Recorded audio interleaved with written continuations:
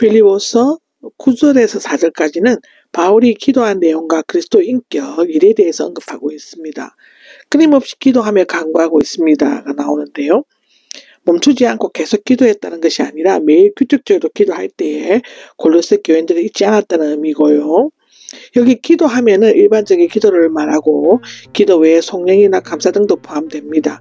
간구하고 있습니다는 청원, 단언하다는 등의 의미로 요구 조건을 내놓고 간구하는 것을 나타냅니다. 복수로 되어 있는 것은 바울이 반복적으로 기도했음을 암시하는 것이고, 그러므로 골로새에서 온 좋은 소식을 듣기 때문인데, 또는 골로새인들이 바울을 사랑하고 있다고 했으므로 그 뜻을 볼 수 있는데요.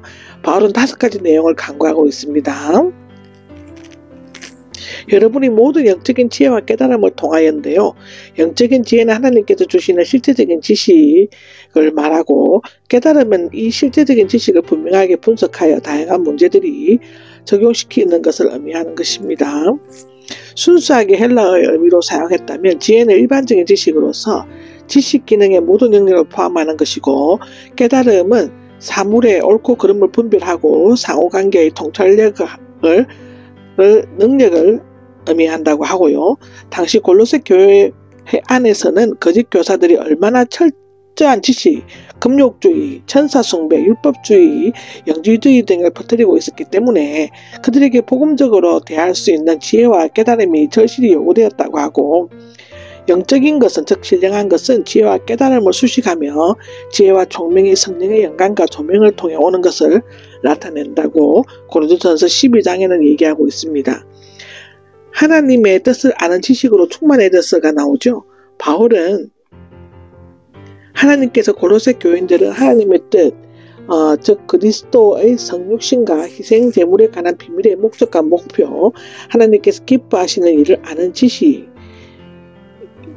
완전하고도 깊이 이해하고 사물을 꿰뚫어보는 지식으로 충만해지기를 기도하고 있다고 하고, 이 세상의 지혜나 지식은 사람의 내면을 비추지 못하고 오히려 교만하게 자랑하고 하지만 영적인 지혜와 깨달음은 우리에게 가장 중요한 하나님의 지식으로 충만케 한다는 것입니다. 즉 완전에 이르기까지 채워주신다는 것이죠. 주님께 합당한 생활을 하고 모든 면에서 주님을 기쁘시게 하면이라고 10절에 나오는데, 하나님의 뜻을 아는 지식으로 충만해지게 되면 주님께 합당한 생활을 하고, 주님의 뜻을 올바르게 깨닫지 않으면 주님께 합당한 생활을 할 수가 없다는 것입니다. 믿는 자들은 주님께서 거룩하신 것처럼 거룩하게 되기 위해 그리스도의 기준에 자신을 맞추고 그를 닮아가도록 노력해야만 합니다. 주님께 칭찬받을 만한 일을 해야 한다는 것이죠. 주님께 합당한 생활을 해야 하는 목적은 주님을 기쁘시게 하기 위함입니다. 즉 모든 삶 가운데서 주님의 뜻을 살피고 주님께서 친히 보이신 순종과 사랑과 성결을 모본으로 삼아 모든 면에서 주님을 기쁘시게 하려는 것입니다. 사람만을 기쁘게 하는 것은 그리스도의 종에게 합당한 일이 아니죠. 바울은 일생 동안 하나님을 기쁘게 하시려고 노력하였습니다. 주님께 합당하게 행함으로써 주님을 기쁘시게 하는 삶은 4개의 분사형으로 설명되고 있습니다. 온갖 선한 열매를 맺고가 나오죠. 온갖 선한 일은 하나님의 뜻에 순종하는 것을 말하는 것이고, 하나님을 아는 지식으로 자라면은 두 분사는 온갖 선한 일과 하나님을 아는 지식과 각기 연관된 것이고, 그렇게 되면 온갖 선한 일로 열매를 맺고 하나님을 아는 지식으로 말미암아 열매를 맺고 자라게 하며가 됩니다. 하나님을 올바르게 깨닫게 될 때 비로소 선한 것이 무엇인지 알게 되고, 그 결과 믿음의 열매를 맺고 우리 자신도 믿음의 성장을 이룰 수 있으며, 또한 하나님에 대한 깊은 지식을 가질 수 있게 됩니다. 믿음은 지식의 디딤돌이며 지식은 믿음에 대한 보상인 것이죠. 하나님의 영광스러운 힘을 통해 오는 모든 능력으로 강해져서가 나옵니다. 강하게 하다, 확인을 하다, 권능을 부여하다인데, 하나님의 뜻을 알고 하나님을 기쁘시게 하는 것은 로부터 오는 3번째 결과이고 힘을 나타내는 3단어가 있습니다. 이 힘은 하나님께만 사용되며 하나님의 내적인 속성에 의해 부적으로 나타난 그 영광스러운 능력을 의미하는 것이죠. 능력은 내적인 능력보다는 영적 생명력이고, 강해져서는 성도들이 하나님의 영광스러운 힘, 곧 하나님께서 그 영광 속에 지니고 계신 전능하신 능력을 덧입을 때 비로소 능력을 발휘하여 강건하게 되는 것을 나타냅니다. 주님께 합당한 생활을 하는 자는 하나님께서 원하시는 자들에게 무한히 주시는 영광스러운 능력을 힘입어 그리스도와 더불어 성자가 되어야만 한다는 것이죠. 감사드릴 수 있게 되기를 기도합니다 라고 하는데, 하나님께서 죄인들에게 값없이 은혜를 베풀고 장차 받을 영적 기업까지 허락하신 것에 대해서 감사하는 것은 그 은혜에 대한 합당한 응답일 뿐만 아니라 성도의 필연적인 삶의 양식인 것이죠. 모든 것을 기쁨으로 참고 견딜 수 있게 되기를 기도합니다. 인데, 견딜 수 있게는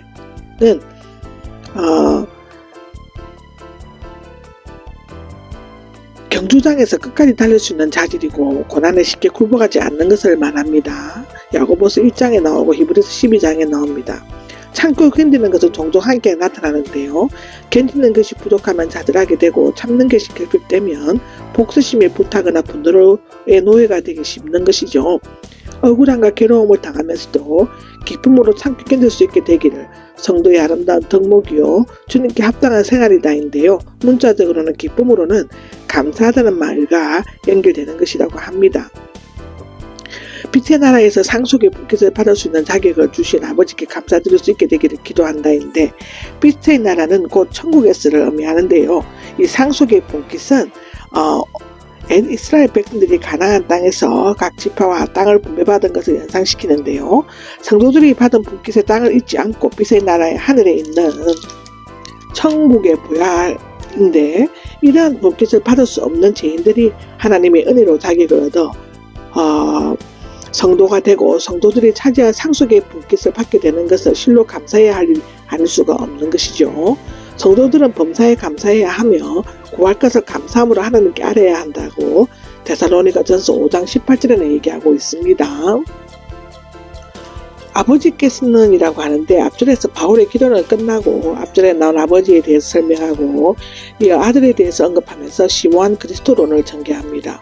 어둠의 건세는 앞절의 빛의 세계와 대조가 되고, 하나님께서는 본래 어둠을 지배하는 건세에 붙잡혀 있던 우리를 구해내시어 그분이 사랑하시는 아들의 나라로 옮겨주셨습니다. 두 동사는 모두 부정과거형으로서 단 한 번의 행해짐으로써 영원히 된 결정적인 사건임을 나타내는데요. 그분이 사랑하시는 아들은 삼중의 소유격 때문에 하나님의 사랑을 신인한 아들 또는 사랑의 본질이신 하나님께서 난 아들 등의 의미로 해석되지만, 하나님의 최고의 사랑을 받는 복된 존재라는 의미가 가장 분명하고 본문의 뒷받침에도 받는데, 나라는 미래에 완성되지만 현재 이미 우리의 마음속에 존재하고 있는 것이죠. 그 아들 안에서 제 사함을 받았습니다 인데요. 하나님의 사랑스러운 아들이신 그리스도를 통하여 그리스도인들은 속량, 곧 제사함이죠. 그 제사함에서 해방, 면제에서 유래된 것이고, 그리스도의 십자가 위에서 지르신 엄청난 대가의 결과라고 우리는 받는 것입니다. 로마서 3장 24절에도 나오죠.